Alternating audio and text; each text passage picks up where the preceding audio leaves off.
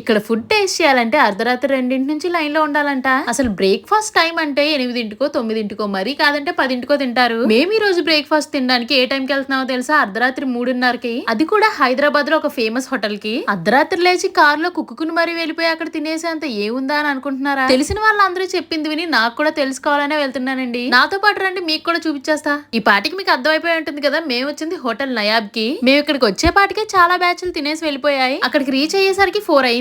గంట వెయిటింగ్ తర్వాత 5:15 ఆ టైంకి మాకు టేబుల్ దొరికింది. ఈ నయాబ్ స్పెషల్ ఏంటంటే మలై పాయ. దీన్ని ట్రై చేయడానికి చాలా మంది వస్తుంటారు ఇక్కడికి. దీనికి కాంబినేషన్ గా మనం రోటీస్ ఏమైనా తీసుకోవాలి.